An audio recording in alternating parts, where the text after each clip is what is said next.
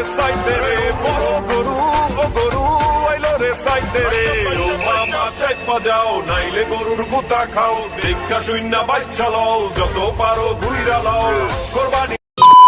তো গাইস আজকে তোমাদের দেখাবো অস্থির বাঙালির অস্থির গরু নিয়ে কুরবানি। আর এই কুরবানির ঈদে যে গরু নিয়ে বাজারে যে তাল তামসা শুরু হয়ে গেছে, যা দেখলে তোমরা হাসতে হাসতে মাটিতে করাবা। তবে হ্যাঁ, ধৈর্য ধরে সম্পূর্ণ ভিডিওটা দেখার জন্য রিকোয়েস্ট থাকবে। হ্যাঁ, ইন্ডিয়াতেও কিন্তু অলরেডি গরু বিক্রি করা বন্ধ হয়ে গেছে, তারাও কিন্তু অলরেডি রাস্তায় নেমে বসে। সম্পূর্ণ কিছু থাকছে আজকের এই ভিডিওতে। অবশ্যই ভিডিওতে একটা লাইক করে দিবা, আর লাইক যদি না দাও তাহলে কিছুক্ষণ পর গরু তোমাদেরকে কিন্তু গুতা দিব। মনে রাখবা, গুতা যদি খাইতে না চাও অবশ্যই ভিডিওতে একটা লাইক দাও।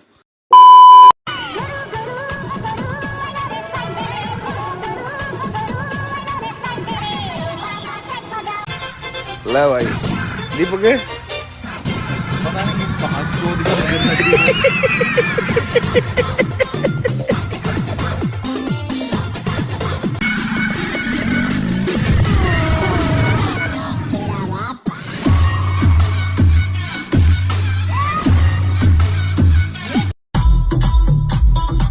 তো গাইস, এই ভিডিওটা শুধুমাত্র বিনোদনের জন্য তৈরি করা, কাউকে অপমান কাউকে ছোট করে এমন কোনো কথা বলা হয়নি, তাই ভিডিওটা শুধুমাত্র বিনোদনের জন্য তৈরি করা।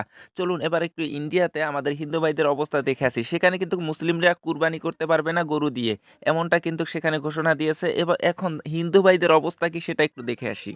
গোমাতাকে পারা যাবে না, তাহলে বিহারে তো ফিরে গড় দিতে পারতো। মোদি ফিরে গড় দিতে পারতো, তো তাহলে তো আমরা সবাই সংবেদন করে আমরা তো গরু চালাতো।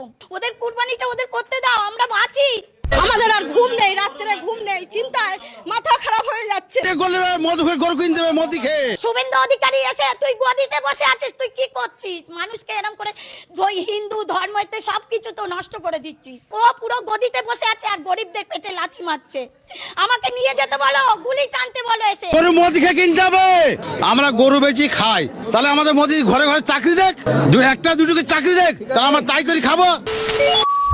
ইন্ডিয়াতে পশ্চিমবঙ্গে গরু দিয়ে কুরবানি করা যাবে না এমন কথা বলল শুভেন্দ্র। এখন তিনি আসলে কি বলতে চাইছিল এবং বিষয়টা আসলে কি ছিল, চলুন পুরো বিষয়টা তার নিজের মুখ থেকেই শুনে আসি।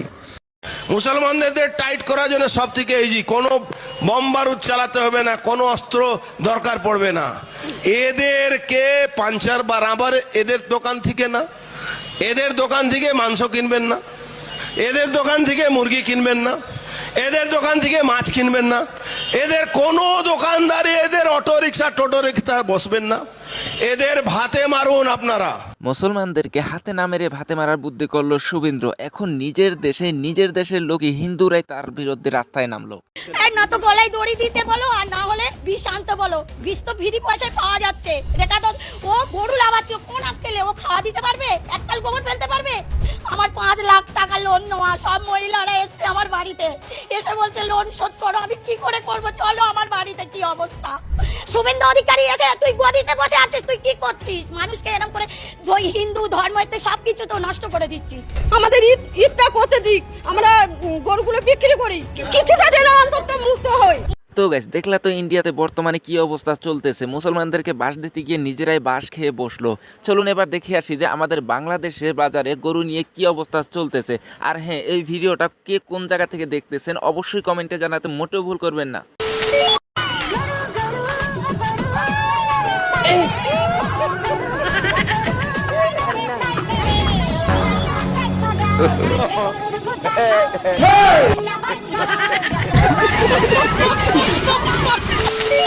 এখানে দেখেন আর এক ভাইদের অবস্থা। তারা গরু নিয়ে যাচ্ছিল হাটে বিক্রি করার জন্য। এখন তাদেরকে রাস্তায় গরু যে অবস্থা করলো, এখন তারা নিজেরাই আশ্রয় নিয়েছে গাছের উপরে। ও ভাই রে ভাই, ও কানে মে আর গুছাইছে, মামুন ভাইয়ে লাচাইছে অন্য লোক। ভাইরে, আবার কেউ কেউ গরু বিক্রি করতে গিয়ে দিচ্ছে সেনাবাহিনীর ট্রেনিং। তবে মেঘনা চাইতেই বৃষ্টি, কার কপালে আছে গরু বিক্রি করতে গিয়ে ফ্রিতে সেনাবাহিনীর ট্রেনিং দেওয়া? চলুন একটু দেখে আসি।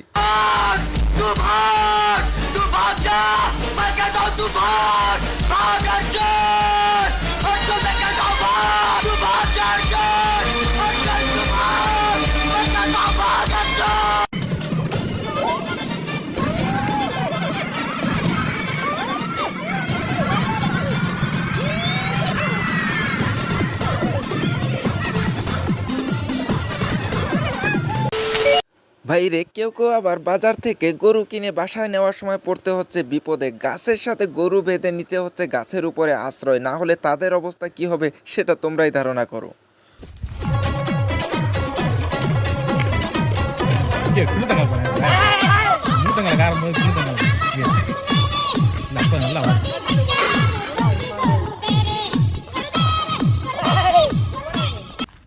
ও ভাই রে ভাই, ও প্যান্ডেল মে আর গুছাইছে, মামুন ভাইয়ে লাচাইছে, অন্য লোকে তো তো গাইস এতক্ষণ দেখলা গরু কিভাবে রাস্তার উপরে দৌড় পারে এবং হাট বাজার ভেঙে কিভাবে পালিয়ে যায়, আবার কাউকে কাউকে গাছের উপরে তুলে রাখে। এখন দেখো গরু কিভাবে দোকানদারি করে। আয় আজকে এত করে খাইছি, তোরা গরু কিনতে যাস না, তোরা এখন শপিং করতে যাস। আয় কোন দাইবি আজকে আয় সাই লাভ নাই, আজকে তো আন্দার আইয়ে তোরা ফাইজলাম শুরু করছস। এর ওই প্রথম খাই দেখ আমরা তো গরু আনবো তো একটা দেখো আছে। তোরা গরু কিনতে যাস না, তোরা শপিং করবি রোজ, আর এই যে তোরা শপিং করছস কেন আবার কি শপিং তো আজকে এত করে খাইছি। ভাইরে কেউ কেউ বাজারে এসে গরু বিক্রি করে বাজারে ফিরে যায়, আবার কেউ কেউ গরু কিনে নিয়ে বাসায় ফিরে যায়, আবার কেউ গরুর তাড়া খেয়ে পালিয়ে যায়, কেউ কেউ গরুর ভয়ে গাছের উপরে, আবার কোনো কোনো গরু দেখা যাচ্ছে দোকানদারিও করে। এখন ভাই কথা হচ্ছে রাস্তায় গাড়ির ড্রাইভারগুলা এত অসহায় কেন গরুর কাছে, সেটা একটু তোমরা বলো।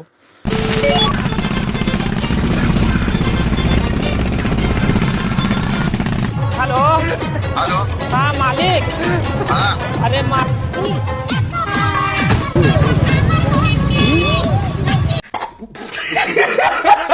ভাইরে চলুন আর এক নজরে ইন্ডিয়ার এক দিদির কথা শুনে আসি।